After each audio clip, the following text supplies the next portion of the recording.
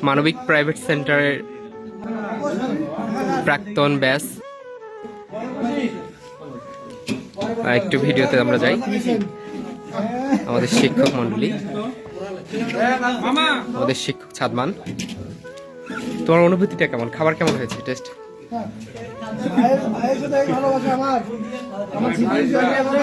আমরা এখন আচ্ছা, তো এই যে সুমনের কাছে, সুমন আর নিবে না?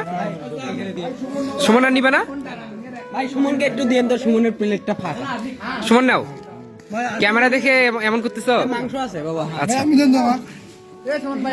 তারপর আমাদের ঢাবিয়ান তাকদিমুল।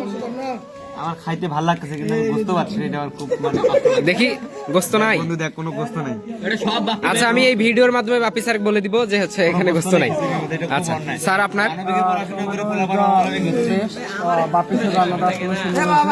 ধন্যবাদ। আচ্ছা, আরাফাত তুমি পানি খাচ্ছ?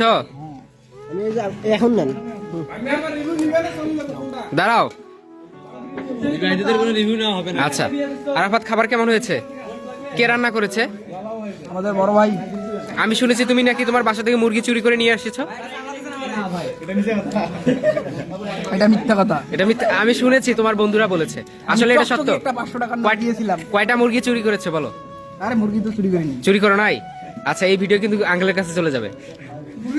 তারপর মন খারাপ ভাই, কে যতগুলো কষ্ট করছি সব বন্ধু বন্ধু খাওয়া লাগে। গোস্ত আছে কিনা? নাই নাই, সব কারি খেয়েছে যে নাই। ও আচ্ছা, দেয়নি নাকি? দিছে? দেয়নি? দেখাইছে এই যে ও, কাঙ্গাল কাঙ্গাল। এরা খেয়েছে। আচ্ছা, তোমাদের এই যে এই আয়োজনটা করে কেমন লাগতেছে এখন? আলহামদুলিল্লাহ অনেক ভালো। এখন বিয়ের আয়োজনটা বাকি আছে। কার বিয়ের আয়োজন? বাপ্পি ভাইয়ের বিয়ে। আচ্ছা, দোয়া করো যেন হয়ে যায়। আর হচ্ছে আচ্ছা, এই যে আমাদের হাসিব মামা। ভাগনা বলো, কি বলবা? হাসিব ভাই, কেমন হয়েছে এই রান্না? ভাই ভালো হয়েছে, ভালো লাগছে। আমি খাইছি অনেক।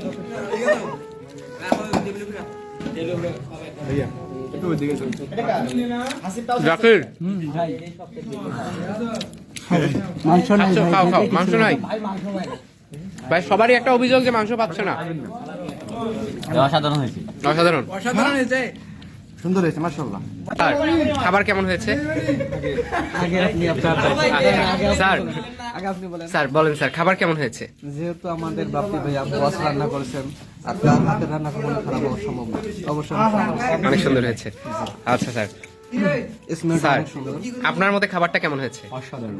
কে রান্না করেছে? আচ্ছা, ভাষা প্রকাশ করতে পারছি না আসলে। রিভিউ টিভিউ চাচ্ছিল ভাইয়া, তো আসলে আমরা অসাধারণ হয়েছে, অতুলনীয়। যা আসলে আমি অনেকদিন ধরে এই খাবার খাই না। ডিগবাজি দিয়ে সেই জাহেদ আসলে আসতে ইচ্ছা করবে যে আসলে যদি আমি ডিগবাজি দিয়ে আরেকটু বেশি খাইতে পারতাম। আচ্ছা, এই যে এতক্ষণ থেকে যে আপনারা শুনছেন যে বাপ্পি স্যার রান্না করেছে, আসলে বাপ্পি স্যারকে অবশ্যই দেখাইতে হবে। আমার স্যার এই যে আমাদের বাপ্পি স্যার বলছে তিনি ডিগবাজি দিয়ে আসলে আরো খেতে পারতেন। তো আমরা বলতেছি তুমি খাওয়ার মাঝখানে ডিগবাজি বিরতি দিবেন। আমি অবশ্যই আশাবাদী, কারণ ডিগবাজি দিয়ে আমাদের র্যাকেট ম্যাচ জিতে। আচ্ছা, ডিগবাজি দিয়ে এই র্যাকেট খেলায় জিতে যায় স্যার। আচ্ছা মামা, খাবার কেমন হয়েছে? আমার অতুলনীয়। আমি ডিগবাজি অনুপম দাদার সাথে বসছি, তো খাবার স্বাদ আরো বেশি গেছে।